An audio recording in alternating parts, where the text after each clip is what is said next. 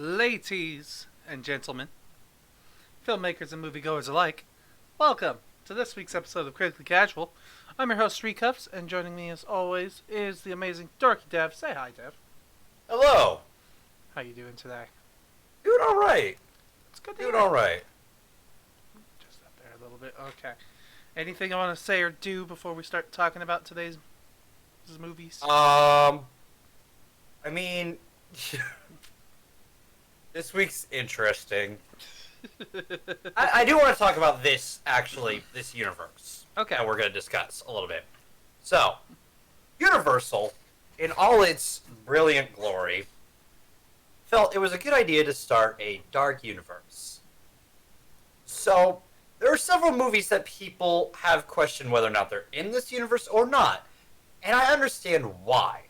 Because, honestly, it's confusing as fuck when you look at it. There's the Dracula movie from, 2015, with, what's his face? He was in, The Hobbit.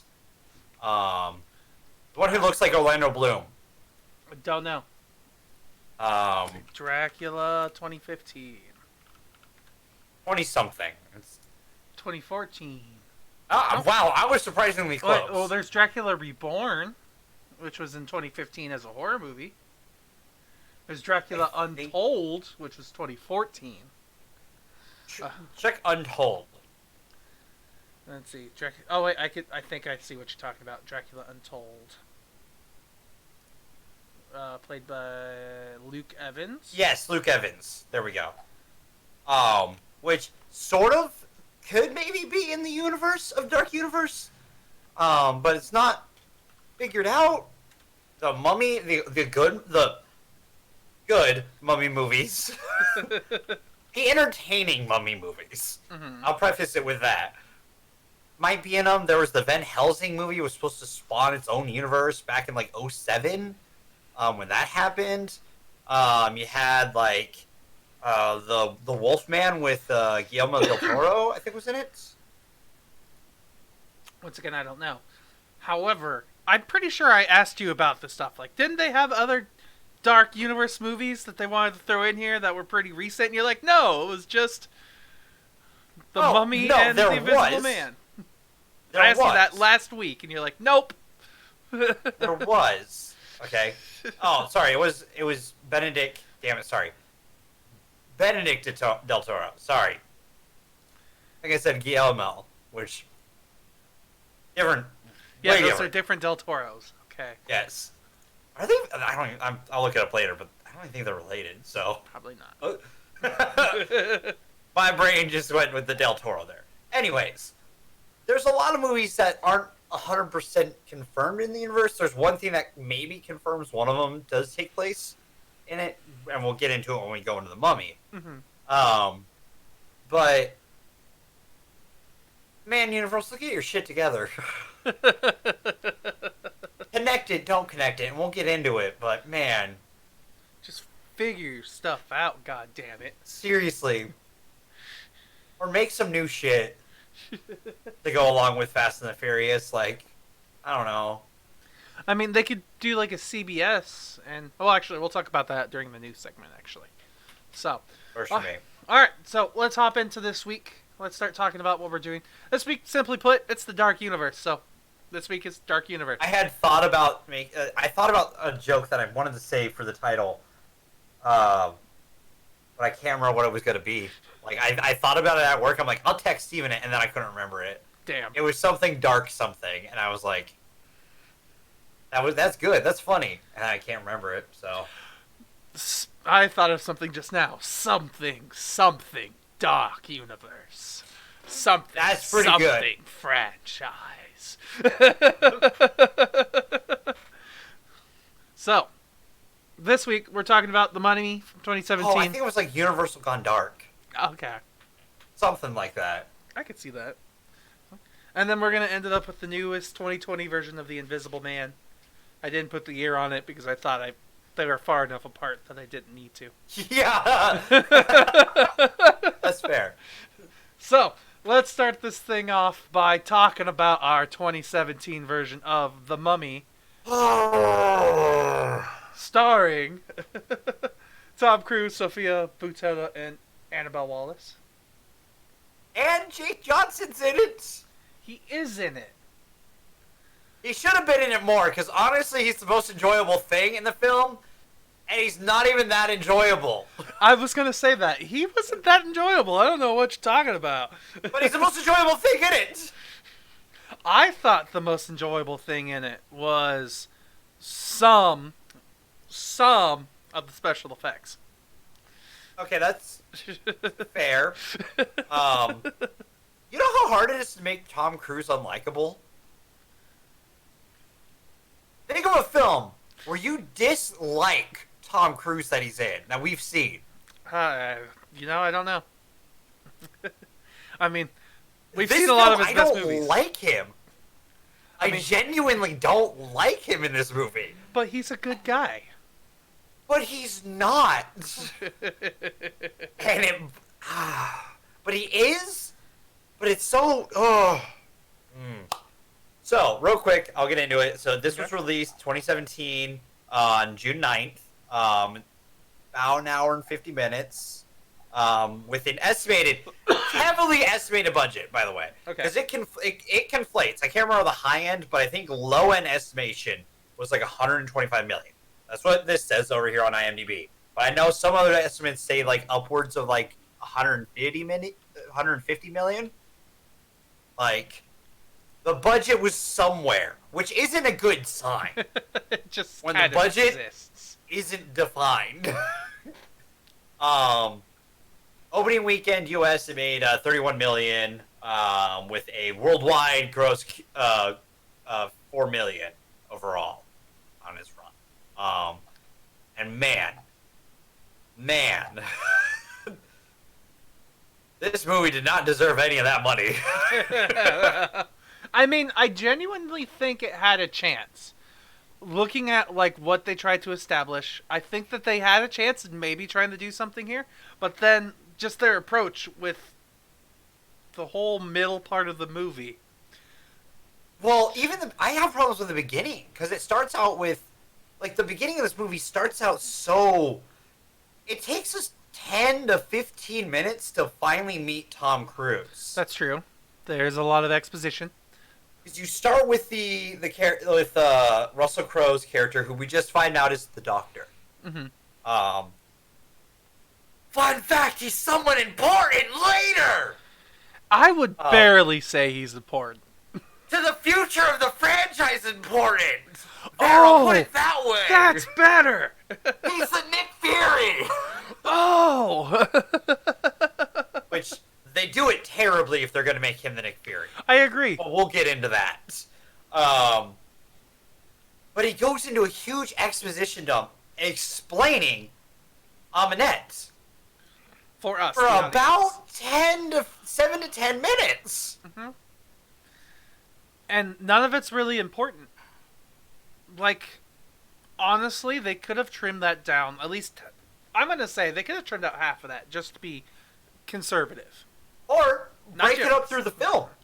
Maybe even that, yeah. Like the other mummy did. I mean, this mummy also at times told us things that they're like, oh, she killed whoever and she murdered this person. Yeah. And we already saw that in the movie at the very beginning. So this movie's painful in a lot of ways. I think it might, like, just personal opinion, it might be the worst movie we've watched this year. It's not the worst movie we've watched overall. Yeah. I could say that definitively. Mm-hmm. That doesn't mean it's a good movie at all. And it's definitely low ballpark for us. Especially this year, which this year we've had a pretty good start, I'd say. Yeah, I'd say this year has started okay. In the beginning of the years are always the worst part of the movies. So, I mean, for movie releases, since this is an old movie, I think whatever, it doesn't really matter. Yeah. But movie releases, we've done surprisingly well. Mm-hmm. It's been, at worst, it's kind of like middle of the ground. So, like with this one, it just drags, man. it drags like a mummy. That was a terrible joke. I gotta make something out of this, man. Wrap it up, Dev. You're done. There you go. That's how you do it. Good retort. I'll give you that. So, like, ultimately, what I thought about this movie, I thought it was poorly conceived. I thought, like, some of the things that were kind of dramatic and interesting, like the beginning of the movie, I thought, like, not the very beginning, the exposition dump, but after we meet Tom Cruise and we start to get the story rolling a little bit, I thought that was kind of interesting. But then when you really think about it, it's like, why was this set up that way? Why was this like this? Why is these things happening? And like when you really deep down and dive into like how this story is constructed and what's happened, it really doesn't quite hold up to me. No, I would argue it doesn't hold up at all. Thank you. When you look at it. Express dinner. Like it's got so many problems that just like I think for me one of the biggest problems as someone who likes franchises, I'm a sucker for a good franchise or an entertaining franchise. I'll preface. Despite my feelings towards Star Wars and a lot of stuff that Star Wars has done, hi prequels, I see you right there. Oh, you're off screen for this. Hold on. Right there. I see you, prequels. Like, I still really enjoy Star Wars. Mm-hmm. I obviously love fucking Marvel. And, you know, I want DC to succeed. Fast and Furious, I find as a dumb, fun ride. Despite what some people in the room might think. You have people in your room right now? That's weird. The metaphorical room, sir. Okay, that's better. I enjoy a fun franchise. Lord of the Rings up until The Hobbit happened. Harry Potter up until The Fantastic Beasts happened. This is not how you start a franchise. Because, without spoiling it, you don't put Nick Fury as being your main character in your first film. I would like... the thing that I don't like about our Nick Fury character, too, is how, like, negligent he is. Right? It's like, the easiest way to put it is, like, he's just so damn dumb. And, like, how is he supposed to be the one who's in charge of all this? So, like, that just doesn't give me faith in that. Maybe, you know, what would have been a good spot to introduce him? Would have been the post-credit scene. Hey, that would have been cool. Yeah, like the only thing, like I recommend, everything could have basically have been the same in this movie. We could have just taken out our main character, you know, what's his name? I'm gonna call him Henry Jekyll. Yeah, I wasn't gonna call him by his last name. I was just gonna call him Henry. No, I'm gonna call it out. Yeah, because it's so dumb when you find out. Like I know going into the movie because I've heard enough about it. This is my first viewing of this movie. Mm-hmm. Heard enough. I knew who he was, but my God, do they set that up like some fucking deep dark mystery? No, yeah, like I had no idea. Like I had not seen anything about this movie other than I knew it was bad, based off popular opinion.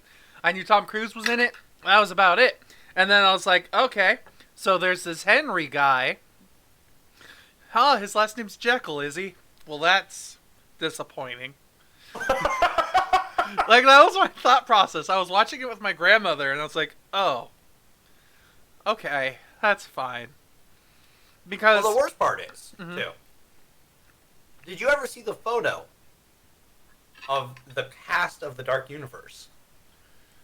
The past of the Dark Universe? I don't think I paid attention. There was a cast photo of who's going to play Future. No, I didn't see that. It had Tom Cruise and Russell Crowe, obviously, and it had Sophia Butinella. I'm going to say Boletta, but... Boletta? Otella? I don't know. Sorry. Botella, yes. Tella? Nutella. Okay. Sophia Nutella. Anyways, had those three in it.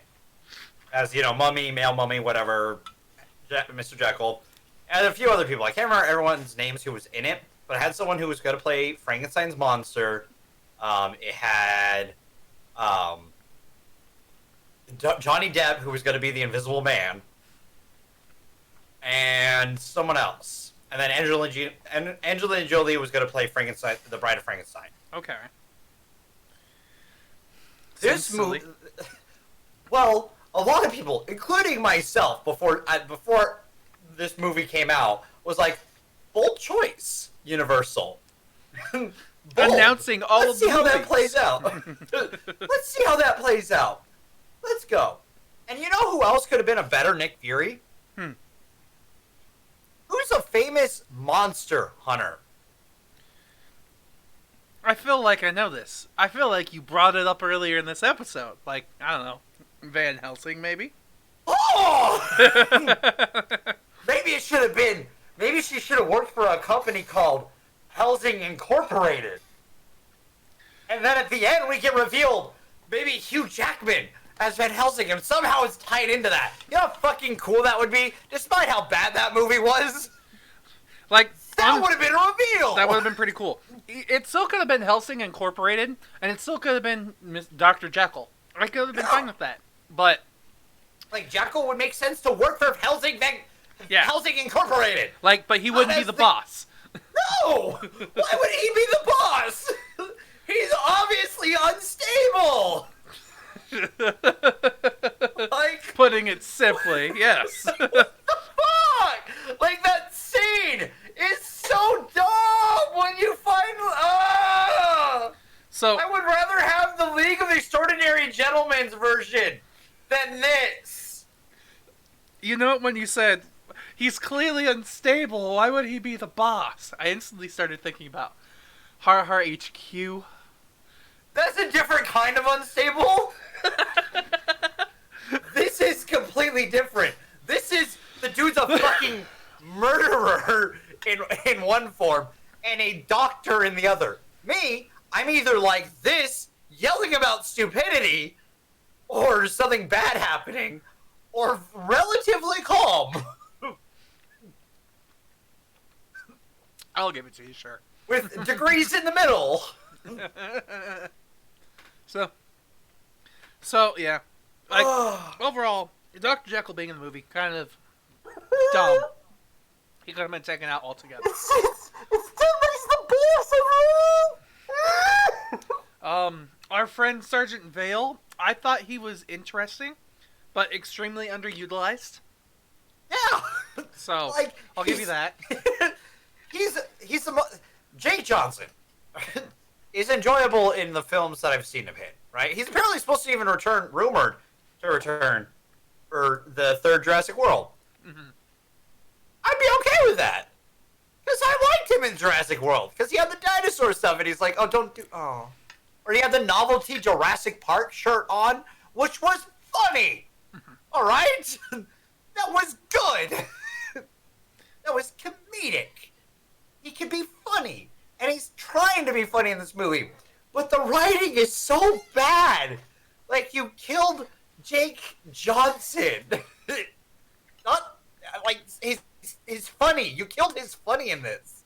You made him really bland and kind of comedic. Yeah, and, like, it felt really out of place, too, because his comedic moments would be in the middle of, like, random spots.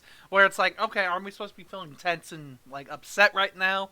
Or whatever. And now we're walking into a bathroom and he's making fun of us? Like, what's going on? Or his comedy would be layered in so much dark and, like, don't worry, you can't escape her. And I'm like, that's not funny. That's depressing. Yeah. Like, you can make jokes that are slightly depressing, but, like, that's not funny. That's definitively not funny. And I would have liked it better too, because there's at one point in the movie where our good Sergeant Vale says something that seems out of character, and only for a second does Tom Cruise's character question it. But then that's never resolved afterwards. I feel like there could have been so much more based off their interactions. Well, but what interactions too? Go ahead. Go ahead. No, you finish your thought. Sorry. I was gonna say, but all that time was taken up by our good old Dr. Jekyll. So. Actually, that's a good idea. They could have played off each other better than those two. Mm-hmm. Well, my thought too. There's two things involving Argent Vale. A, why have a trap that makes it so you end up possessed by the thing? Okay? Inside the place where you're trying to keep the thing from happening. I don't think that was a trap. Okay, okay, I'm assuming it's a trap because in every other mummy movie from modern day, bug traps are a thing.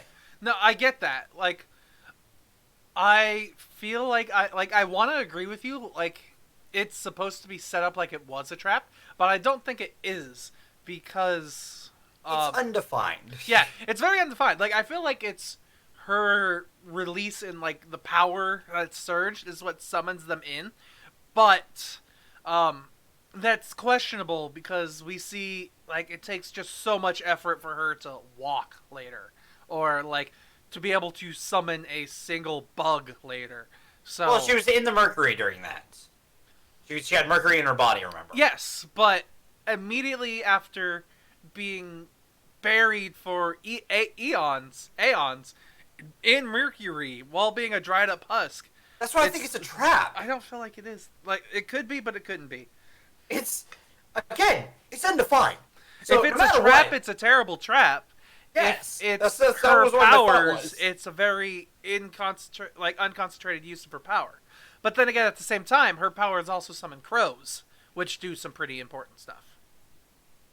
My next thing, during the bathroom scene, he says, well, I was trying to save you guys. But you didn't let me. But he's also, like, apparently possessed by her? Mm-hmm. That line doesn't make sense. It doesn't. At all. It doesn't fit in. Because the story... Either have the spirit be, like... Because if the case was that the bugs bit him, and he was actually trying to stop her rise, and then his spirit comes back as being this kind of, like, character who's trying to help guide him to stop her, that'd be cool! That would make more sense. But no. Then he switches back again. Yeah, because he clearly at one point switches to her side, so... It's unwell written story character. And like my big thing that bugs me too is there's moments in the movie where it's like she's weakened, she can't do this, she can't do that, but she could still use her powers, or she could still bust out of chains. And I know they like explain it off, but it feels like a very weak explanation at best. I agree. So, I agree. This movie is just like weak explanations, weak characters, and like poorly placed things, all because they wanted to try and build their universe. Yeah. And the fucking has the Book of the Dead in it. That is true. It does have the Book of the Dead. So it's the mummies with Brendan Fraser. Are they canon then, or what? Because like, I'm confused. See, I'm just confused about what happens at the end, and we can't really even talk about that until spoilers. If we go into spoilers for this movie, so. Are you talking about the thing? Part of that, yeah. Okay. And like, you mentioned male mummy when you talked about cast. I don't think that's the case, but do you think it's more of a? That was one of my thoughts at first, but that also doesn't make sense. That doesn't make sense though, because that would involve a different thing. Yeah. And we didn't. And also the Dracula movie isn't 100% sure, but it was potentially part of this universe because the way that movie ends. I mean, we got to see a skull with vampire teeth in it. And we got to see a hand of the creature of the Black Lagoon. Every time I saw it, I'm like, it's a creature of the Black Lagoon. Ooh, spooky! Which apparently was rumored to be part of this too. Which, by the way, there was rumored that like the Hunchback was going to join this cast too. The Phantom of the Opera was going to be in it. Doesn't make sense. He's not a monster. He's a monster hunter. No, he's not. He's a he's not a good person. He's a monster. He's a human monster. All right, let's be real. He's a real monster. There you go. We got there in the end.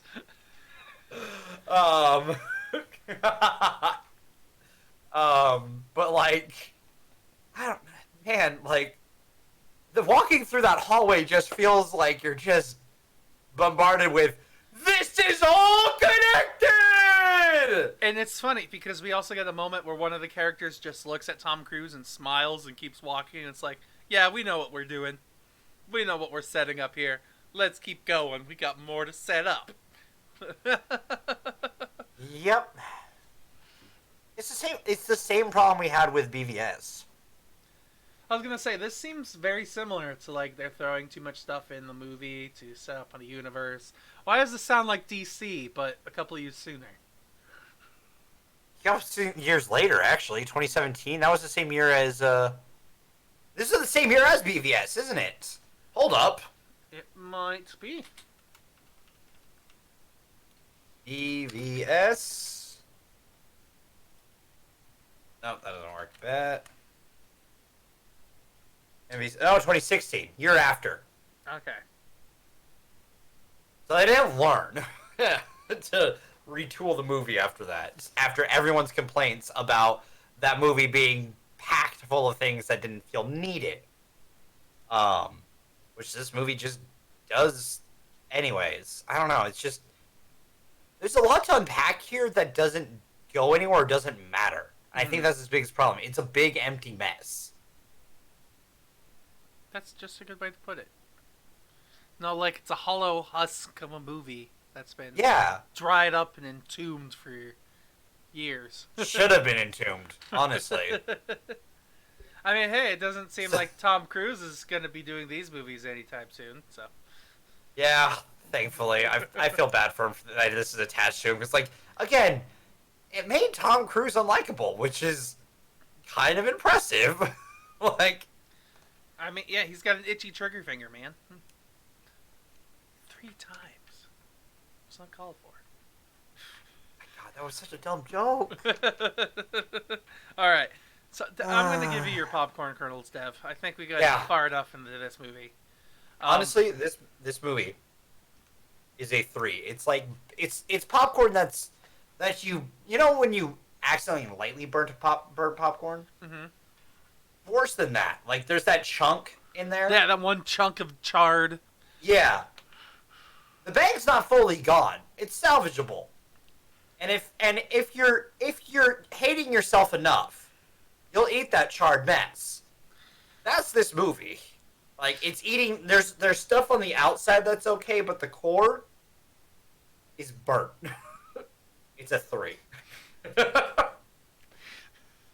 I love the analogy, I'll be honest. Thank you. It's how I feel about this movie. Genuinely. I was going to give this movie a 4, oddly enough, but you talked me down to a 3.5, at the very least. So, 3.5 overall. Yeah, it's here. It exists. It's okay. Like I said, the thing that I thought was the best was, like, sometimes the special effects look cool. Like the sudden drying out of people. Depending on... that was a good effect. Yeah.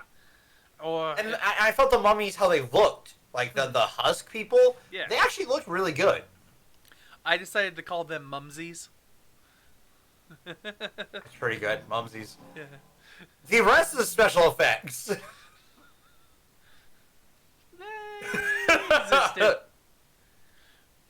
Hey, that Mercury looks pretty real, though.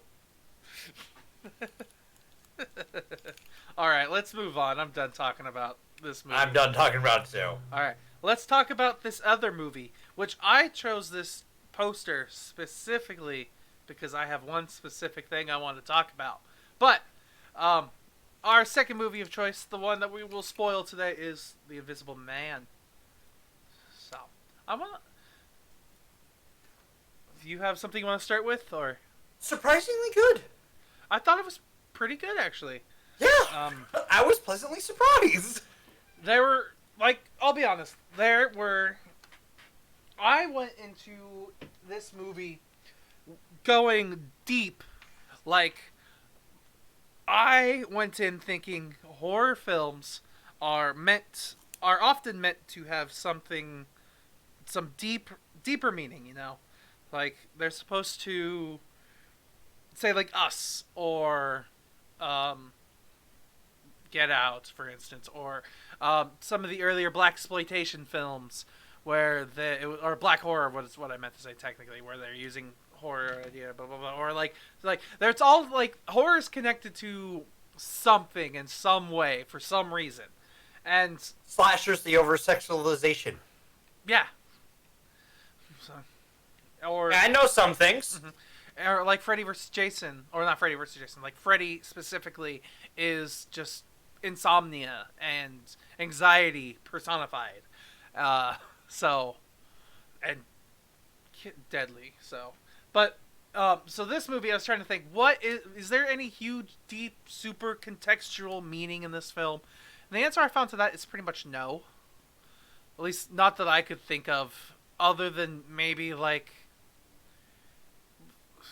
This is me trying to go deep. I decided that at the most, this movie is about women trying to find her place in society, and like how women are more than just objects.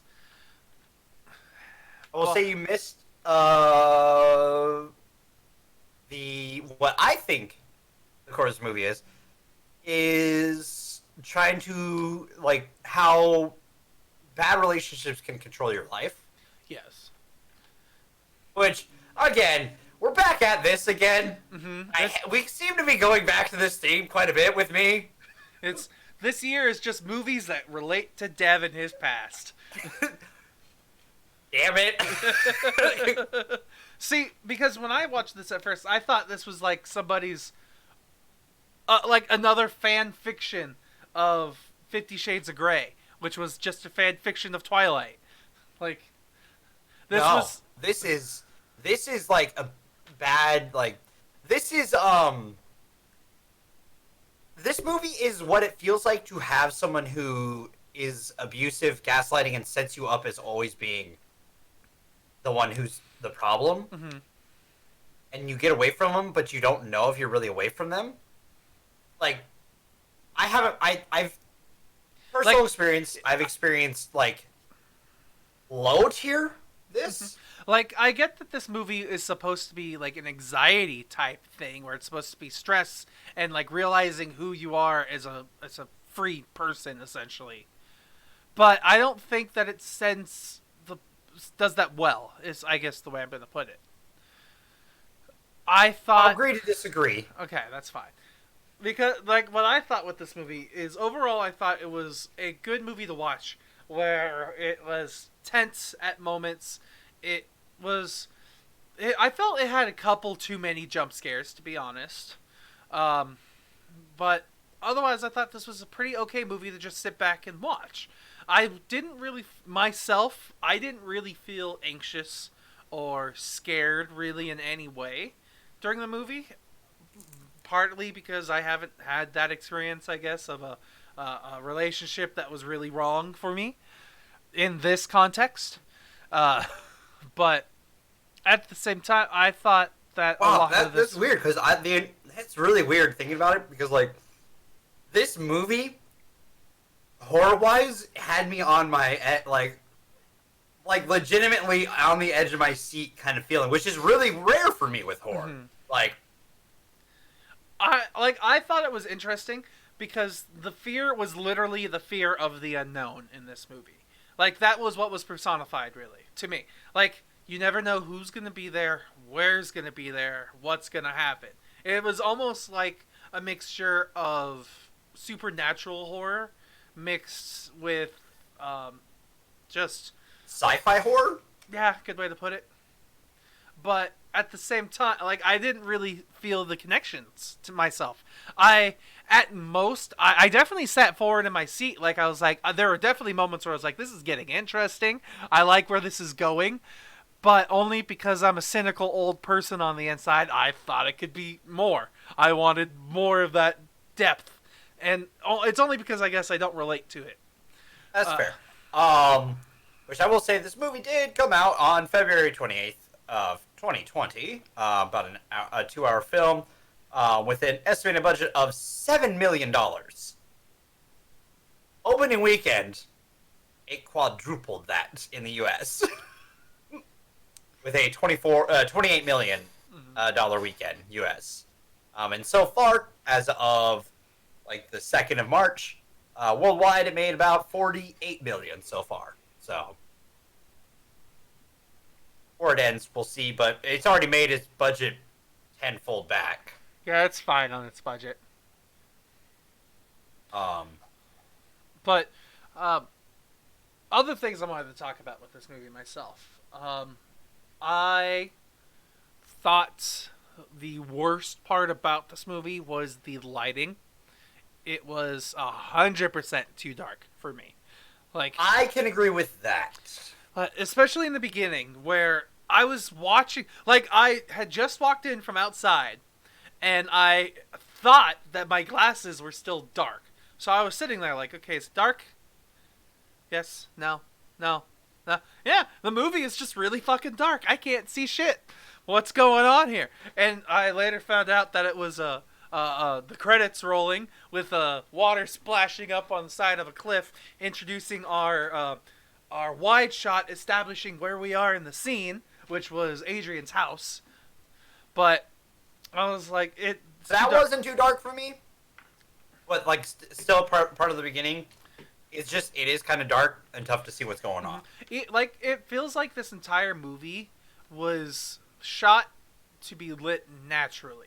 So like, there were no external lights other than lights from what was coming off from like screens or lamps or whatever. Like, the one scene that I can think of specifically is when she opens up her laptop on the bed, and it's like, I thought at first, it's like, I can't see anything once again, and then she opens up her screen and the laptop comes on, and it's like, now we could perfectly see her face, and I was like, oh, this makes sense. They corrected it for this part and then shut the laptop, and they're like, oh, we'll fix it later. And then they didn't fix it later. Well, and I will say, with a budget of $7 million, all right. I mean, there's so many of these easy ways to fix that, but, you know, I personally am just going to be like, whatever, because for me, I think the rest of the movie holds up a little bit better than that. You know what I mean? Like, I think it outweighs that negative, for me at least. This is one of the weeks that bugs me about this show. Like, not that I don't love our conversations, but whenever you find a movie that you kind of enjoy, you kind of just relax and you're like, whatever, this was good. This is fine. I don't really care about anything. I'm the casual, man. Exactly. And these exact movies where I'm like, I want to get into the nitty gritty. I want to talk about everything. I'm fine with getting into the nitty gritty of it. I understand that, but you're also at the same time be like, I understand what you're saying, and I was fine with it. I was like, that's not what I want to. Because I don't listen. Because there's not much more I can add to it. I know. That's not the conversation I want to have. You know this.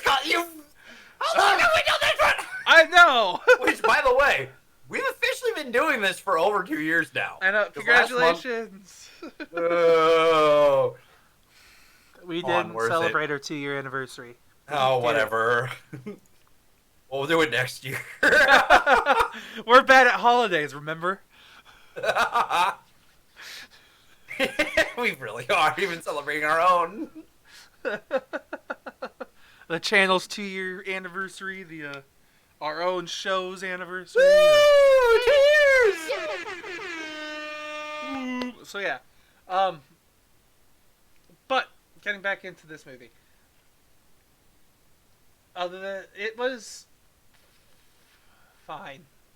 I feel like you're definitely gonna rate it higher than I am, but I definitely was entertained. So. Like, don't get me wrong, I was entertained in this movie for sure.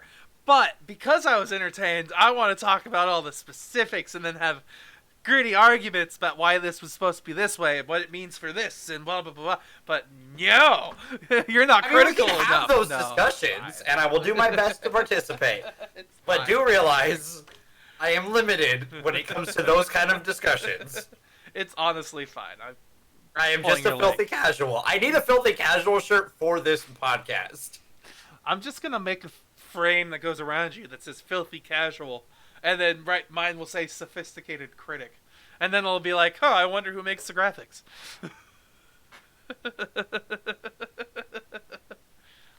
You're the other way, I think, in this. Damn it. There we go. Yeah, that's right. I'm not flipped. You're flipped. I'm not. It's strange. Oh, I mean, you're not flipped, but it doesn't matter. Anyway, well, that's because I flip mine the right way Mhm. when I host, because it bothers me when my writing's backward, but I don't have to flip it here because I'm not the host. It all. I mean, your writing's, from what I can read, it's normal. So. Oh, yeah, but for me on my end, it's not when I read it. Because Discord flips your camera for some reason. No. So, like, if you ever wear a shirt that has writing on it, which you rarely do, I gotta say, so it's rarely ever a problem. Yours are usually solid or, like, some sort of design that doesn't really matter which way you look at it.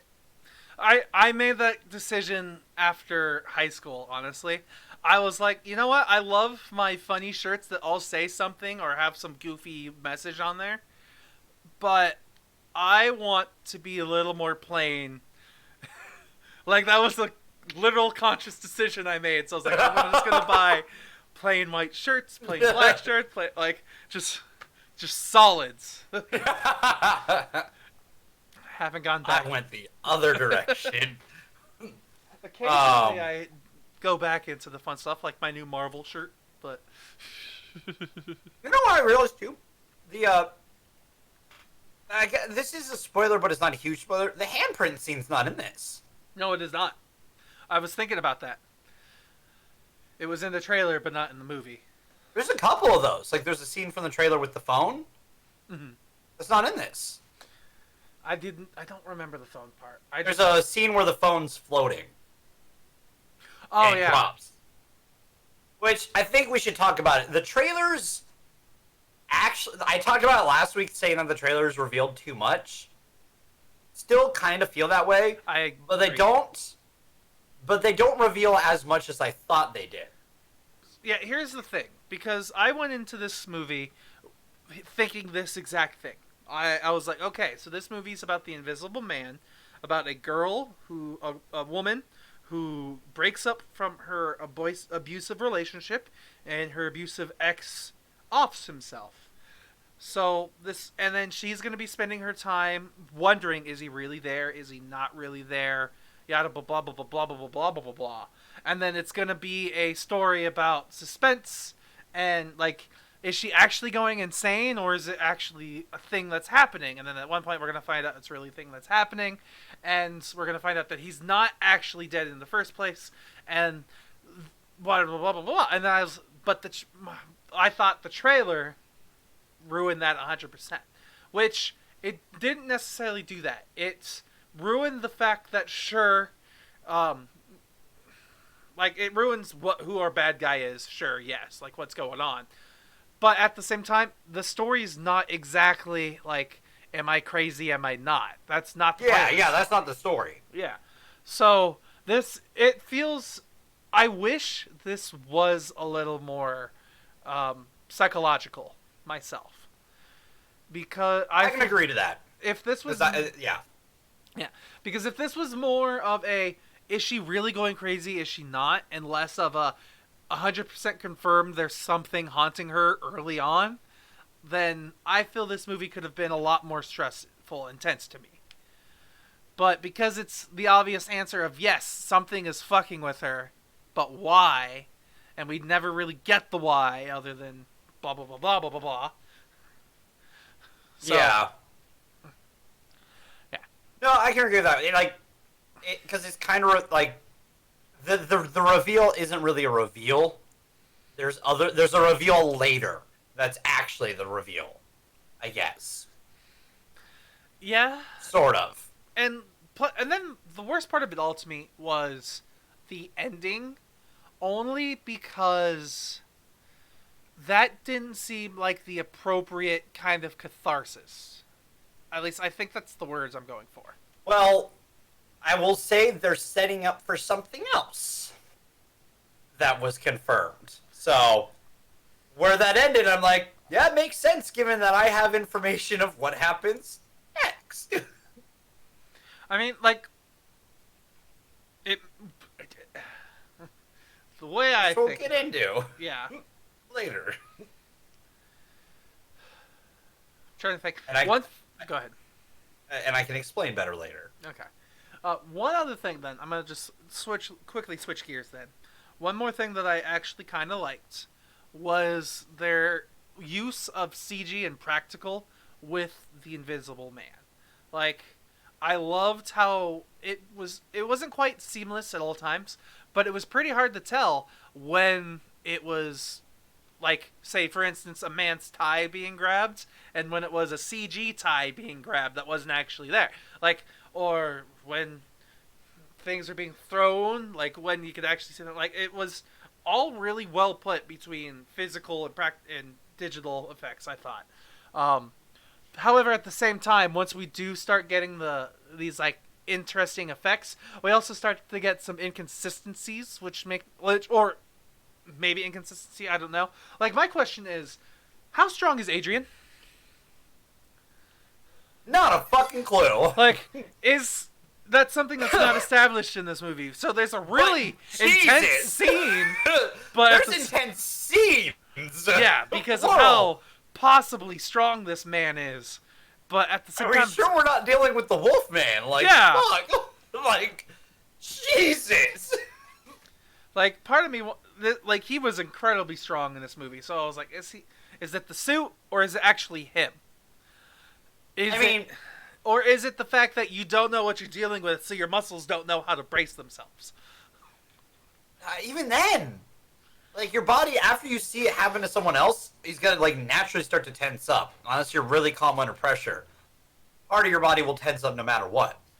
And, like, I don't know, man. Like, he took something. Because, like, I don't know, because the suit talk, which we'll get into later, I don't know if that explains it, so, but I can explain more when we get into that.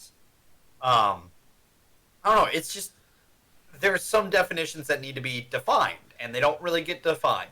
Because, also, there's another person that he hits, that if he hit at all, as strong as he's hit other people, would probably be out cold. I agree.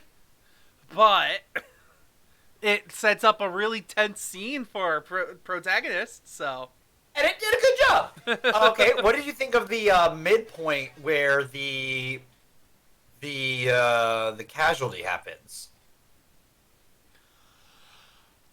I thought it was. I don't know how to explain this, because it wasn't bad necessarily. It wasn't bad at all. I liked it. It's the best way to put it. I liked what they did. The best part about it is how abrupt it was.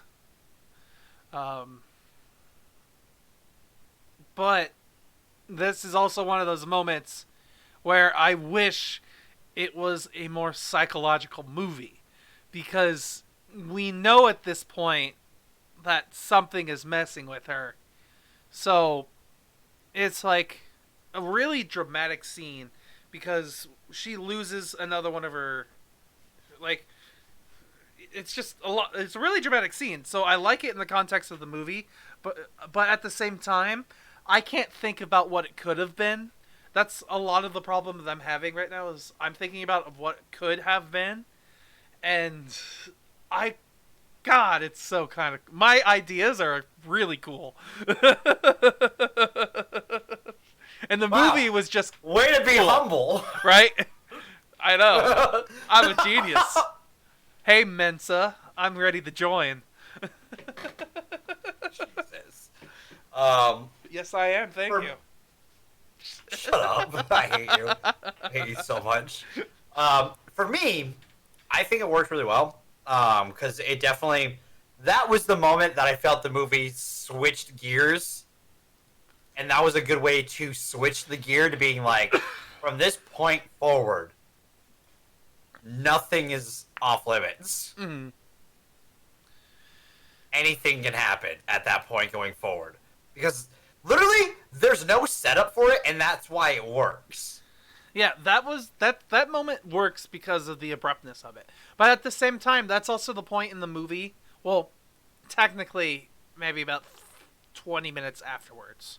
That's also the point in the movie where I stop losing, I stop worrying about our protagonist after the last at the last third of the movie, because the ideals of our problem shift, and now the focus is something else entirely different, and that lost me even more because I was trying my best to relate with the person in this horror situation, and it goes from this person to what it shifts to. I'm trying not to spoil it for all the others, but and that kind of takes me even further away from being in the moment.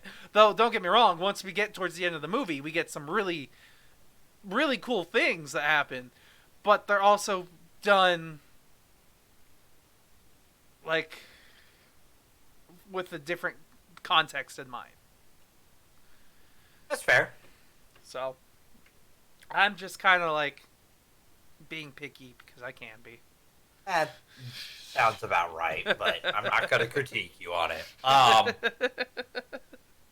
think for me too, the other thing that I personally think that I think why it works for me is because on a weird level, not on a weird level, but on a level I can relate to it. So I think no matter what, I think if you've been in, I think you're going to relate to this movie better than other people if you've been through something similar. Mm-hmm. I think that's just going to happen no matter what. So it's not necessarily going to be as easy for someone who hasn't been through similar stuff to relate to it. Because, you can empathize with it. And they do show characters like that. But they don't have that experience, so they don't quite understand. And it works, and our villain uses that against our hero in the film. So, yeah. Cinematography, what do you think? Cinematography, I thought was pretty good, especially because it might have been a little simple at times and otherly too dark, but other moments I thought it was fine. I thought it was the simple Dutch tilts, the minor music. The part that really gets me is just because we literally have an invisible man, an invisible person interacting with visible people, and that is pretty cool to do. To make it actually seem like there's somebody there, even though technically there isn't, or is because it's a crane or whatever covered in green, but it's all really cool. And because of that, I'll give the cinematography a good plus up there, because no, I actually really liked it. Some of my favorite scenes were the kitchen, because it just the way that scene plays out, because you don't know where and when it happens, it's gonna happen. I definitely want my favorite thing was the kitchen with the first time we get to see him messing with her. I definitely like that one because it reminded me a lot of Stanley Kubrick hotel movie that I'm blanking, The Shining. Because there was just these big empty rooms where it's the scale of what's happening that's supposed to be what's intimidating, and it's only in small portions of the room there's something happening, but it's supposed to be this daunting what's gonna happen here kind of situation. So there was a lot of that stuff that I enjoyed. So yeah, no, this it's really well shot. I genuinely really enjoyed it for that. So good job on that. Good job, crew. People who aren't going to get as named as everyone else. Because I can't. I'm really bad at finding cinematographers and stuff like that. Um, IMDb full cast and crew. It's Or Stefan, Stefan. Stefan Desio? I'll say DeCio. That seems right. Uh, really well shot. Like, Wonder what other movies. I'm trying to look at any other movies he's done. None of them we've seen. no. Well, I've seen Barracuda. No, that was a TV show. Never mind. Beyonce. Oh, he's done music videos. Cool. No, it's really well. Like, I really like how this movie just the way it's shot builds its intensity. So points for that. I guess then I'll give you your popcorn. Okay. So, with these said popcorns that I've been given, I will give this movie a 6.5. It is definitely one of the better horror movies that we've seen in a while. Even though it's not particularly the scariest movie that I've seen, I definitely enjoyed it quite a bit. So, yeah, 6.5. I'm just going a point higher than you at a 7.5. All right, I'll take it. Debated going to an 8, but it's not quite an 8 for me. Just because, like, for me, the ending isn't the strongest. And I know why it's not the strongest. So, yeah, I want to talk to you about that ending when we start talking about spoilers. So I think, yeah, and I'll go into detail with that. Okay. Why I have problems with it too. But again, the rest of the film I really did enjoy, and I have very few complaints, if any, really, about the rest of the film. So, yeah, that's where I stand on it. So that puts it at a solid 7 from us. All right. So, yeah, what a differing film, by the way, compared to what we just watched before it. Yeah, like if these are both the Dark Universe, which this movie didn't have a Dark Universe trailer or logo before it. Like which, again, bold.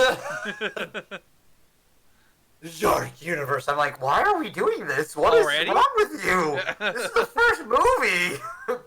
Why?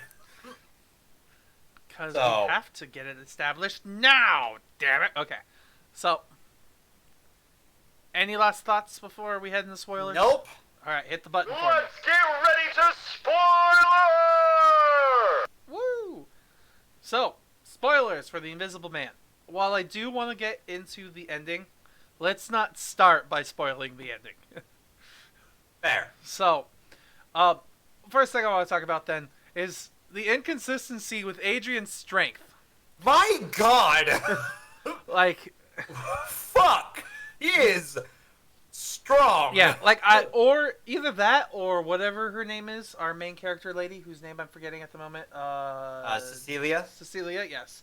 Either that or she weighs like 80 pounds, because he can grab her by the throat and the arm, lift her up, and throw her across the room, like. Yeah, like, you know, I hadn't even thought about that, honestly. I was thinking about his punching strength. Yeah, that too. Punching through a window. I was trying to, like, well, the thing is, I was trying to, well, yeah, no, actually, fuck. Man, how strong is he? He did that before the suit. Mm-hmm. I was trying to excuse his other stuff in the suit, like, thinking, like, oh, he's got, like, it's essentially his suit's like brass knuckles, because it's a whole bunch of cameras, which, by the way, cool idea for the invisibility. Yes. Though it ruins the idea of this being in the Dark Universe. I'll give you that, yes. At the same time, I have a question. So, that suit is cameras and projectors simultaneously, so it can record and project on the opposite side what you're supposed to see. He would still have shadows. Yes. But there are none in this movie, so there's that. Because technically you would be... Well, yes, yeah, I mean... Yeah. Because even though you could be seen through, the light can't pass through you still unless it's projecting that much light off of you. Well, maybe because the projectors have the light through it. Like, we're getting pretty technical here. But yeah, there's a lot of physics to explain with that Like, suit. I feel like if I was invisible and I were to lift my hand up, even though you could still see the green background behind me, I feel like you could still see the slight shadow of something blocking the way. Because the light's not directly hitting that anymore. Yeah, you'd have to figure out something for that. So, which I'll at least be thankful because they explain that it's cameras and things that make the suit happen. So when we first get to see the suit where she throws whatever that attic milk was, because that's not paint or anything. I know it was paint. It was white paint. It was supposed to be white paint, but that's not paint consistency by any means. It's pre-mixed.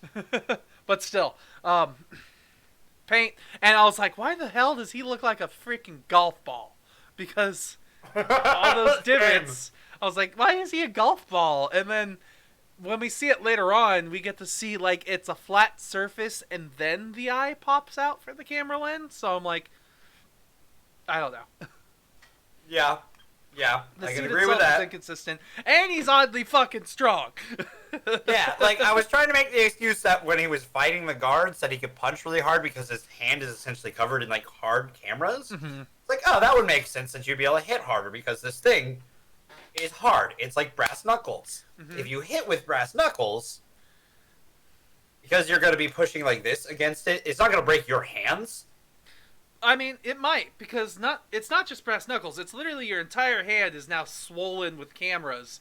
So you're holding this basically while punching things. Yeah, you know, now that I think about it. Well, depending on how small those cameras are. Yeah, because your fist would be like this.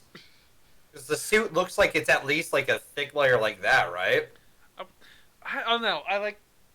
It's definitely... Because when the mask came off. Oh, yeah. I have no idea. There's a lot... And if it's that thick, then how the hell can he move or run like the things he does? This movie is weird. How can it store so well and be folded up so Movie's got a movie! Yes. It's inconsistent. No, it is, because, again, I completely forgot about that, but he does punch through that fucking window at the beginning with not much, like, movement behind it. It's just like, just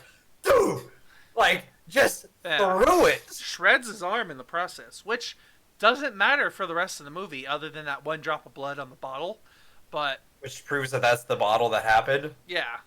But at the same time, I feel like that arm would have been more important. Like, maybe she finds drops of blood every now and then because it's still healing 2 weeks later. Or however long time passage is in this movie, because that's also something that's not really explained well. Like, how long do you think this movie lasts after the 2 weeks where she's in his home? Or away from his home? A week? Okay, maybe a week.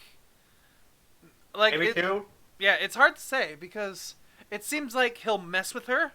Then who knows how long later it'll happen. Maybe it's a day or two. Maybe it's a couple hours. He'll mess with her again.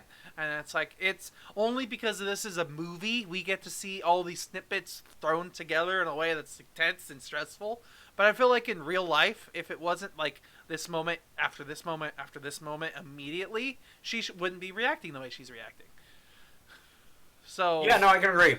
There's that. See, these are all the things that I've been thinking about with this movie. Your movie's sounding like a 3-hour movie. It was a 2-hour movie, so we're close. I don't know if I'd want to sit through 3 hours of this. Let's see. What else was there a thing that bugged me with this movie that I wanted to talk about? There was but... Go ahead. Go ahead. I was about to say, there was the punch of the girl where she's just like, oh, I've been hit! I can understand, but I can't understand. Like, there's obviously someone else who hit her. In that, like, yeah. But I can understand being panicked. Someone just hit you, and the only person in the room that you can see is who you think it's gonna be out of reaction. That person was here the whole time, but she was also like, yeah, we'll watch a movie. Slap! Oh, wait, you've been hurt! No, she stood up. She sat up during that moment. Mm-hmm. But still, damn, that hit. Yeah, it sounded very heavy. But then, hits after that hit harder. Yes. And break people's arms by punching them or knock them 20 feet back. And it's, yeah. Jesus. So the death in the sister. family. Yes. Yes. So I thought that was really cool. I thought the abrupt suddenness of he has a suit with cameras, shink, and she's dead. Like, My God, dude, that cut to the, you see her look, and it cuts back. What? And the knife is there. What? yeah. You have all of like 2 seconds to process. Oh. Yeah.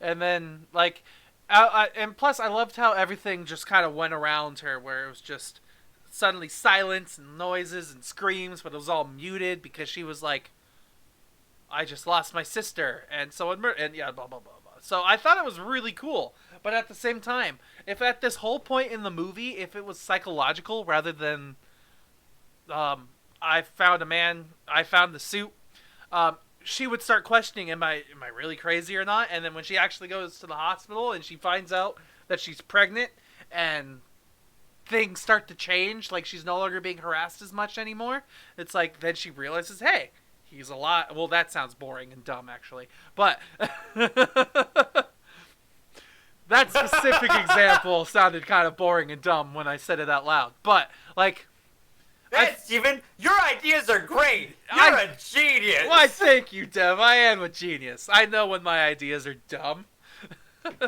Let's not do this movie. I changed my mind. We're cutting all the funding here. We're walking away. So, but, like, I felt like if it was played more as a am I really crazy or not thing, it could have been more interesting, at least to me. But at the same time, what we did get was really cool.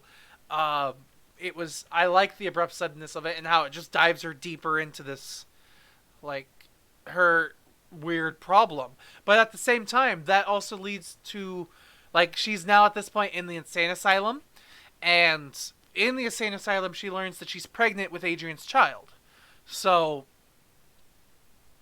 the whole conflict of the movie shifts from messing and fucking with her to still kind of messing with her, but by killing her friends and family. So it goes from protecting yourself to protecting those that you love, which I came into this movie to be terrified for this person because they are me and my whatever, but in my yeah. So, but well, I can relate to it because it's like I'm not like I mean, I do remember that one time your ex tried to kill me and you saved my life, so that was nice. But listen, that was a long time ago. Let's avoid that discussion. That's a different time. Anyways, the like for me, how I perceive that is more that like it goes like what's worth like being essentially mentally tortured by someone over and over and over until you give in sucks. But, you know, she's strong enough not to give into it, essentially, right? mm-hmm. In a way. So what's the next thing that he's going to hit? I'm going to make an example of your sister and say, I'm going to make an example of your sister, and if you don't follow my lead, James and Sydney, they're next. Mm-hmm. So you're going to listen. Like, I guess that's a pretty powerful threat. Yeah, it's a manipulation type thing, for sure. But I wasn't scared for the family, because usually by that point, at least that far in the movie, they've got plot convenience shields on them. Like, this is me overanalyzing as I'm watching the movie. That's fair, you over-analytical fuck. Learn to turn it off, Steven! I can't, especially when it's my favorite genre. I dissect horror movies so much where it's not even scary, and I love going to them every time. I don't know why! You're not there for the point of them! I don't understand either. I don't know, man. I don't know. I have a problem. I know! No shit! gonna keep feeding your addiction at Yes. this point. That's okay. This will be like, you're my feeder, and I'll be the fed, and I'll eventually be 5,000 pounds of movie. That's what it's gonna be. Okay, but okay, let's talk about the ending then. Okay, so it doesn't feel right that she murders him. I agree. Like, why is it that after she murders him, she feels like, I'm finally free? Like I get that. Yeah, I get that she's free from the problem that's surrounding her, and she finally feels that she's been released from this thing that's been clutching her, and she can finally relax, like she's no longer being followed. Like, that's her release. But at the same time, why is it her that does it? It makes the meaning of that so much more construed. Go ahead. So it's because they're setting up the Invisible Woman. Well, yes, because she walks Which away was with the rumored. suit afterwards. Yes. So who else is going to be the one to do it if we're setting up the Invisible Woman? That's why she does it. I'm still fine with her getting the suit at the end, but I would have liked anybody else to have killed him. Literally anybody. Even the dead brother could have killed him, and I would have been happy with it. Like, I'll admit, until she steps out of camera sight or starts stepping out of camera sight, I wasn't entirely convinced it was her. no, yeah. Like, if it was just her in the bathroom and then he's murdered and then she walks out and screams, like, I would have been fine with it. And then after she leaves, she's like, finally happy and free. That could have been fine with me. I would have been totally fine with that. But because she's the one who murders him, it kind of like changes the message. It's almost like me saying, Dev, kill your ex and you'll never have to worry about these problems again. No. But again, no ex I've had is as bad as Adrian. Yes. I'll admit that. I mean, your exes aren't leading engineers in the field of optics. Yeah. Who apparently do nothing other than build optic things and work the fuck out. I would love to see his gym. I'd love to see his workout routine. What can I do to get that? What the fuck, man? I know we keep going back to it, but Jesus. How the fuck doesn't he stop her? Now that we think about it. There are so many times when there are things that don't make sense. Like, God, oh my god, yeah, how does he? Because she does this. yeah, when she kills him, she, like, he's about to eat, and then she grabs his knife and, like, runs it across his throat or something. But you can see him be able to fight it for a second. So it makes me wonder, like, he was obviously strong enough to fight off this full-grown woman pulling his wrist towards his throat. He was strong enough to punch James in the face hard enough that he's spitting blood. It took 4 punches, though, didn't it? He spit it on 3 of the 4. Okay, that's a good point.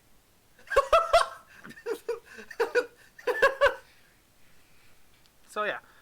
But, yeah, he's apparently... That's part of the reason why I was wondering about, like, the confused muscles not prepared thing. But he's strong enough to be like, oh, there's somebody here trying to kill me right now, isn't there? Like, I feel like this would have been an immediate action that would have been done. But the only other reason... The other hand? Yeah. The only other thing that I could think of is maybe Adrian wasn't the killer this whole time. Maybe he was innocent. Because there were 2 suits. Why were there 2 suits? That's never explained. Hi, Dragon. Thanks for the sub. You know what I just realized? I recently, on my own personal channel, have 2 new emotes, but we still don't have a single emote on this channel. We'll get to it. It works. Don't worry about it. Okay.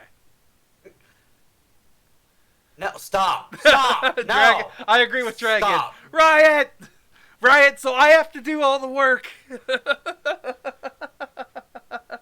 bitch about it. Exactly. And I'll be like, man, why do I have to do all the work? It's not like I have a life or anything. Anyways. Yes. Yeah, no, that's actually something I've thought about too. Like maybe it was the brother the entire time Mm-hmm. because maybe.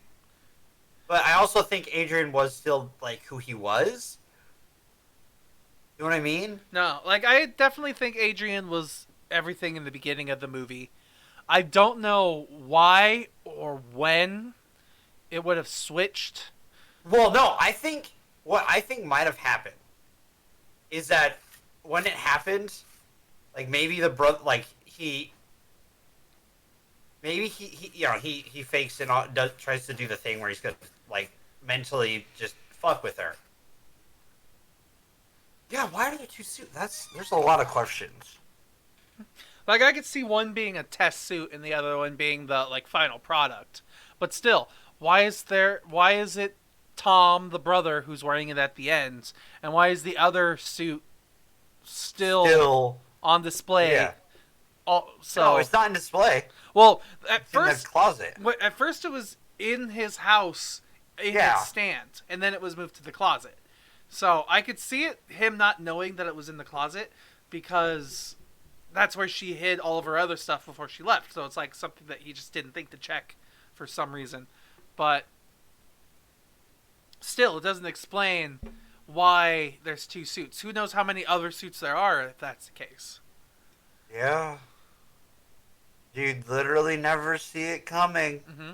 So, like, I would have liked it better if she didn't get the suit.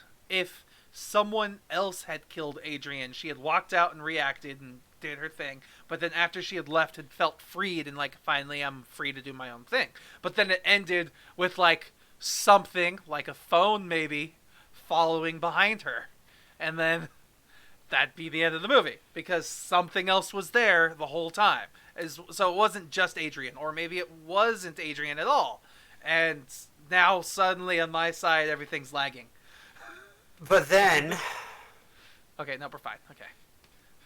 we don't get the Invisible Woman. You know what I mean?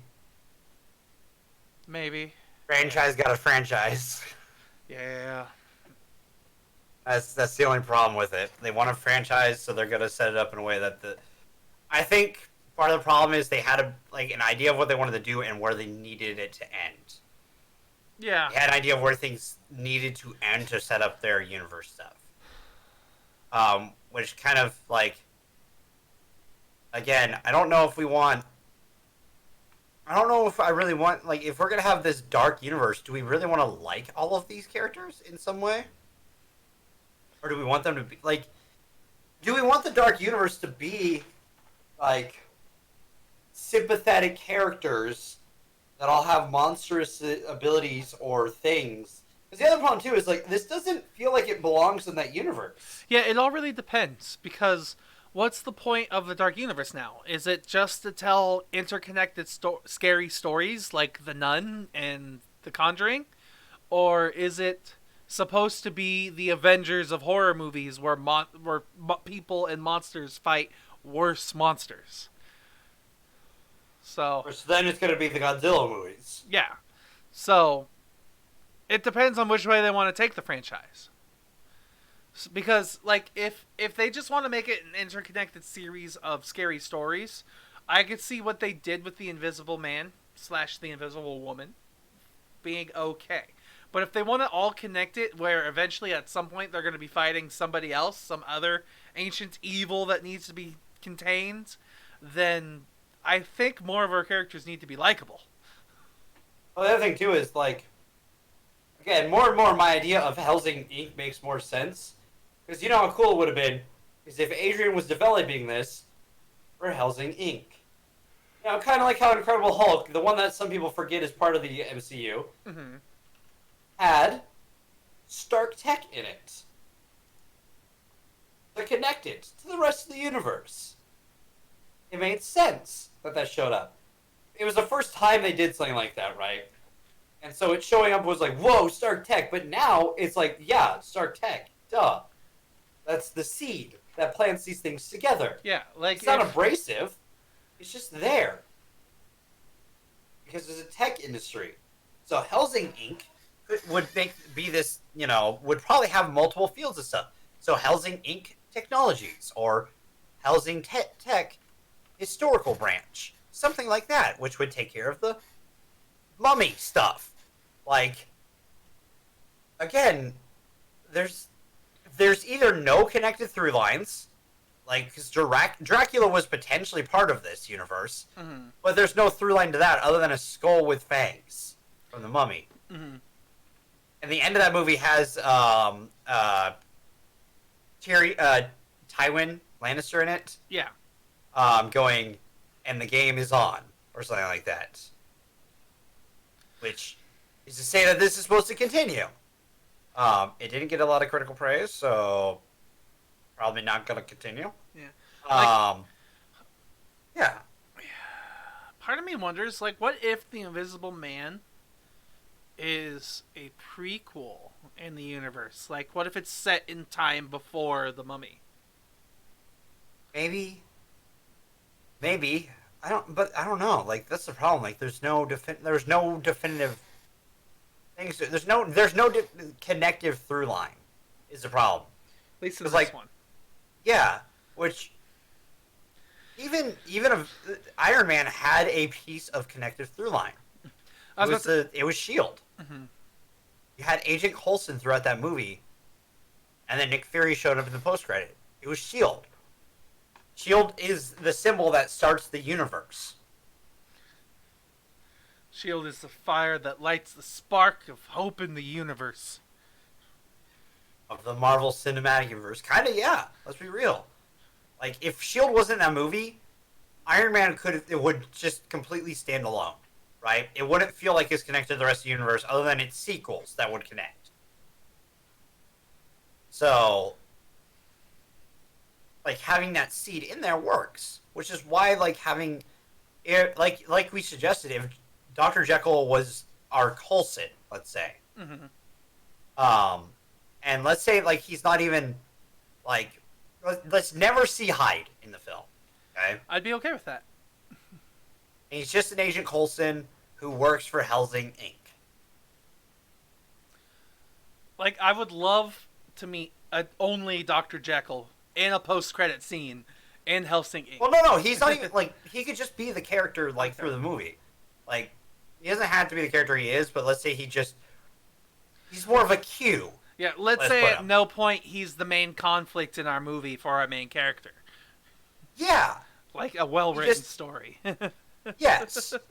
Let's stick with one conflict and not have 5. Yes. Which would work, in my opinion. And let's make the female character, I can't remember her character's name. Let's maybe not have her work for that company, but maybe be not necessarily an operative of their company, but be a freelancer that works for them. Freelance archaeologist, which is a real thing. You can do freelance archaeology. Like, there's ways to build this universe way better. And then again, like, just having on the computer Helsing Inc. Like, on the programming. I don't know, it's just... Wasn't there...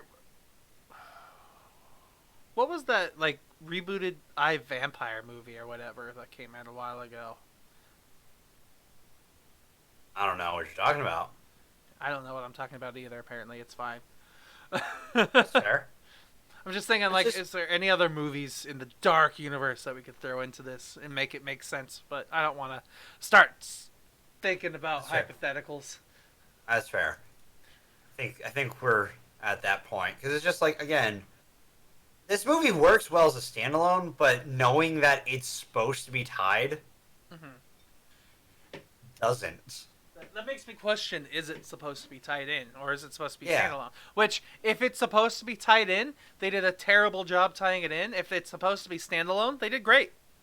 Yeah. But I don't know where this universe is supposed to go. Yeah. Which, maybe they learned from their mistakes and they're just going to do individual horror-based movies and use Blumhouse as their, like, staging and just give these low budget so that, like, they're not going to really hurt the box office for them. I could see that. Low-risk movies. And build it from there. That makes sense to me. Because this movie was extremely low risk. Like a $7 million budget That's pretty low cost for a movie, yeah. from the studio that's spending how much on the next Fast and Furious? From the studio that brought you Fast and Furious. Comes a $7 million movie that'll knock your socks off and your teeth out. Yeah, with a fifth of the budget of the Fast and Furious movies. Yeah, no, I mean, I don't know. There's a lot with the whole cinematic universe thing that I think no one's gonna do it right because Marvel was lightning in a bottle. You can't just force a franchise to happen. Mm-hmm. The reason why Marvel is a lightning in a bottle situation is because they built to it. They didn't just go, hey, we're making a cinematic universe. Mm-hmm. They've had some of the brightest minds working on it for years. Yeah. Like, yeah. That's all I got. Okay. Let's move on then to the news, because I've got nothing else to spoil here.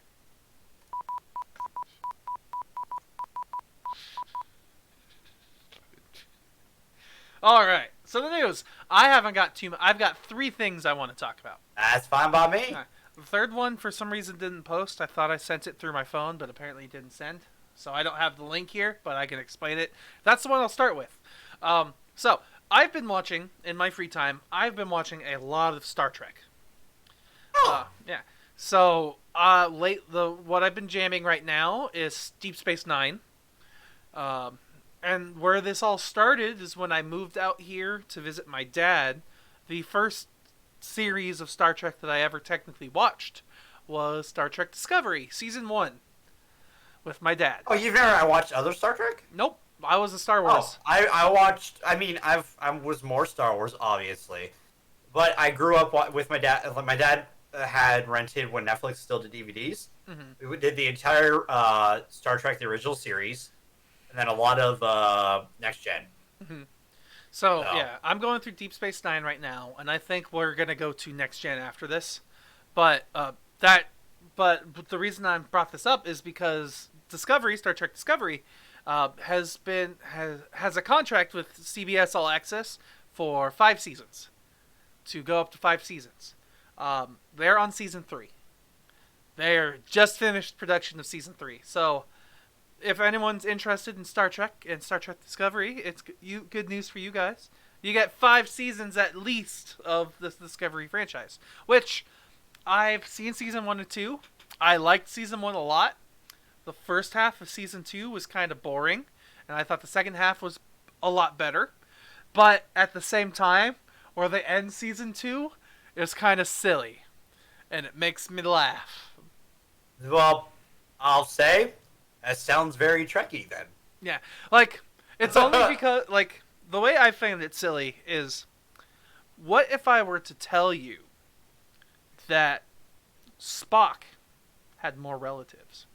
Oh, yeah, I already know about that. Yeah. So, like... Yeah, they end it with Spock, like, there, right? Yeah, what they do is they end it with Spock talking about a law that's in one of the original Star Trek series, which is something about talking about time travel and things, and talking about interdimensions, and, like, it's a really weird law that was only mentioned in the original Star Trek because they needed some random jargon technobabble, and then they made it relevant in Discovery, and it made me laugh. It really made me laugh because it was... I'm gonna say it's very passable screenwriting, and that's because it's just like other things have done this before. It's totally fine, and they followed it too. And I was like, okay, that's funny. Well, the other thing too is Star Trek does a lot of fucking time travel throughout its entirety. Oh yeah, no, I was watching Deep Space Nine, and just in the first 2 seasons of Deep Space Nine, there are, at least in the first 2 seasons that I've seen, I haven't even finished all of season 2 yet. There are 3 episodes where transporters or something send them to an alternate universe or create an alternate version of somebody. Yeah, that happens a lot. Yeah, I was like, that's only the that is the amount of times we've gone to the like negative verse in Star Trek, where everyone's like their opposite eviler self. Yeah. Where Spock had a mustache. So it was evil. Like, I'll be completely goatee. honest. I'll be completely honest. There's one episode in Deep Space Nine, spoilers for Deep Space Nine a little bit, where they are sent back into the past, which is still technically our future, but their past. And while they're in the past, and we're seeing events through the past timeline, our people in the current timeline get to see the ripple effects of time changing. But it's funny to me because the way it's explained is like, wait, why aren't we affected by time change that these people have done? And it's like, then it's this long techno-babble explanation of why. Welcome to Star Trek. Yeah, and that don't be surprised if in like the next few months you see a sci-fi thing on my personal channel, because Star Trek is inspiring. Well, the great thing about Star Trek is most of the series is so low budget, except for the big episodes. Like when you get to Next Gen, it'll be like the Borg episodes that are the big. I've seen the Borg. I've seen the Borg movies. Oh, it gets better when you watch when you have the context of Next Gen as well. Which at some point I'll be watching Picard, so hopefully I'll watch enough Next Generation and stuff before I watch the Picard series. Yeah, you should do that first. We'll get there. We'll see. See, what'll probably happen. Get there first. What'll probably end up happening is I'll watch Picard with my dad, because my dad is obsessed and he wants to watch that so bad. So I'll watch it with him, not understand half of what's going on, but still appreciate the storytelling. Watch all of Next Generation, and then rewatch. You're also gonna Picard. have to watch Voyager too. I might. No, you're gonna need it because there's a character from Voyager in it. She's really important because her story involves really important stuff too. I'll figure it out in my own ways. Fair enough. So on to the next thing then? Yes. Next news. So, next thing here is Disney. This was announced last Tuesday, the day after Critically Casual last week. Bob Iger, the current CEO of Disney, has stepped down from Disney CEO chair. He is no longer in charge of Disney. Well, I wonder what's going to happen next for Disney then. The way it was put is, what happened is the chairman of Disney Parks, Bob Chapek, is now the CEO of Disney. And Bob Iger himself is moving on to what's called the executive chairman position, which is essentially he's essentially still helping Bob Chapek. The two Bobs are going to be working together to essentially get our new Bob squared. Yes, used to what it's like to run Disney, and then I think Bob Iger, original Bob, is going to leave and actually like retire from Disney. At least that's my thought. That's fair. Yeah. I mean, it could also just be that, like, who was it? One of the granddaughters. I can't remember her name. I'm just going to call her Stephanie Disney. She is a granddaughter of Disney, Walt Disney himself. She was really pissed off at Bob Iger because this last year after the Fox acquisition, he got a huge bonus because it was part of the contract that was negotiated with Disney. It's like, yeah, if I help us get this, then I get this much money, and yada blah blah blah blah blah. And that bonus was enough to raise the pay of everyone in the Disney parks by like $5 an hour for the next couple of years. And she was very upset by that. She's like, that money could have gone to so many other places. And I feel like this could possibly be an escalation of that, where at some point the confrontation has just gone off too long between like the Disney family and Bob Iger, where they're like, I'll just step down. How about that? Yeah. That's me. There's a lot of people who don't like how Bob has also run things. Mm-hmm. if you've noticed, Disney hasn't had a really good villain recently. I mean, unless you count some of the newer Marvel villains, but No, which that's more of a Kevin Feige thing. Pretty sure Bob just like Kevin to go have fun. yeah. I'm talking Disney villains. I was trying to think. The most recent the most recent Disney movie that I think we saw was Frozen 2, right? Yep. And the villain in No that villain. movie was nothing. Yeah. Moana, not really a villain. No. Frozen 1, not, but He wasn't the main villain. He was just a heel, we'll call it. Tangled had the mother, but she's not the evilest. Yeah. Like, yeah, she's not a bad villain. She's just selfish. And Big Hero 6 has the tech guy who got burned, and so he's taking on capitalism. So he's more sympathetic. There's no evil villains for evil's sake. And I miss it. or at least give us evil villains with some sort of complexity. Like, give us a Killmonger in the Disney universe. But we don't need that. Disney doesn't need that. So Disney's iconic villains are evil for evil's sake. Look at Scar. Scar is loved. Scar is being evil because evil. he wants to be in charge. But he's also just evil. That's why he's Jafar. called Scar. He's just evil. He wants to be in charge. But he's just evil about it. Ursula. She is wants just to be evil. in charge. But she's evil. She's straight up just evil. I'm seeing a theme here. Yeah, but they're so memorable, are they not? No, they're pretty memorable. I'll Like, give you that. Yeah, they're one-dimensional, but they're charismatic as fuck about it. I'm sorry. That really blew my mind. I'm laughing still. Just want to be in charge. Just want to be in charge. Yeah, they just want to be in charge, but like, they're evil about it. And really charismatic. So yeah, I'd like to see more villainous Disney characters, I guess. Fine. Let's talk about this villain Disney character. Star It Wars. doesn't stop! It's the J.K. Rowling effect! You're not Star wrong. Wars! You're not wrong. Star Wars: The Rise of Skywalker reveals that Palpatine was actually a clone in the movie, in the most recent Star Wars movie. Spoilers if you haven't seen The Rise of Skywalker. Make up your mind! Have Then you why read? was he decaying? Have you read this article at all?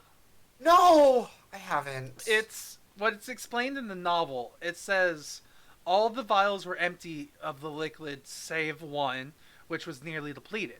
Kylo peered closer. He'd seen this apparatus before, when he'd studied the Clone Wars as a boy. The liquid flowing into the liquid nightmare before him was losing a fighting battle to sustain the Emperor's putrid flesh. Let's see here. What could you give me? Asks Kylo. Palpatine replies. Well, whatever. It says, "What can you give me?" Asks Kylo. Emperor Palpatine lived after a fashion, and Kylo could feel in his very bones that his cloned body sheltered the Emperor's actual spirit. It was an imperfect vessel, though, unable to contain his immense power. It could not last much longer. So, and then there's a whole bunch more, but the original Palpatine died. This was a clone. This is a story from Legends. Yeah, this was a clone that was made, and then the spirit of Palpatine went into this clone.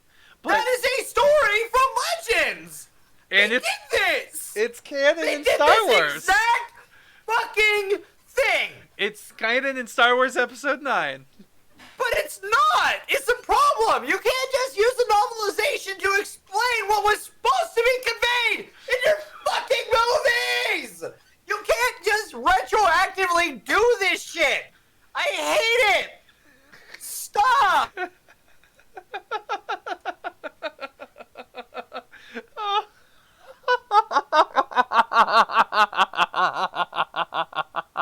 Ah!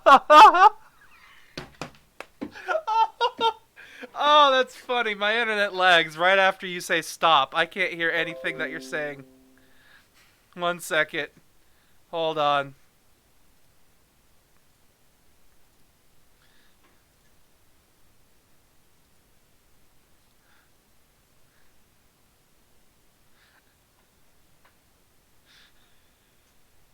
Can you hear me now? Yes, hi. Literally, OBS hasn't connected back up yet. But literally, you're like, stop! And then my internet I mean, if that's drops. the end of the episode, that's hilarious. OBS is attempting to fire back up, but if I could stop it. What a comedic end if that's the case.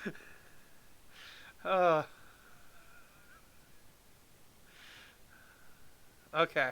Reconnection successful. Internet's loaded. Okay, we're back. Hi. Hi, everybody. That was hilarious. Dev's rage broke my internet. It couldn't contain it.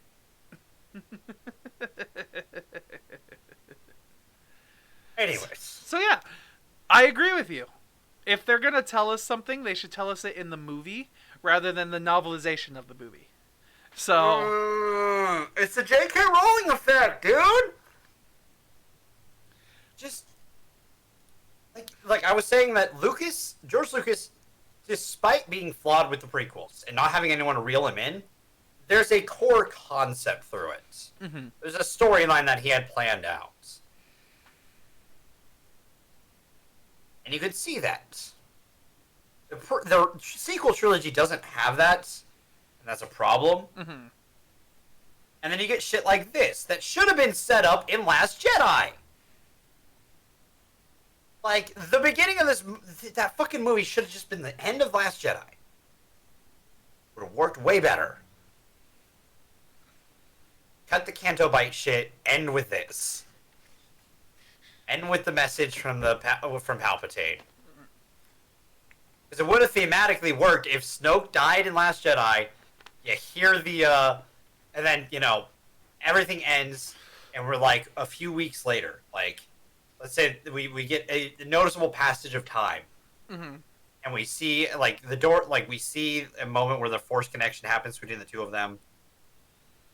And all of a sudden we hear, and maybe not the Force connection yet, because it obviously hasn't happened yet since we go into Last Jedi. But, yeah. I was about to say, what happens if right at the very end, like, I know I would hate this, personally. Like, I would get a little pissed off by this, only because I hate obvious cliffhangers, but I feel like it would be better in the grand scheme of things, where if, while they're sailing away, and the very last ship, and Rey, and it's like, what do we have here to rebuild a rebellion off of this? And Leia's like, we have hope. And then it was like,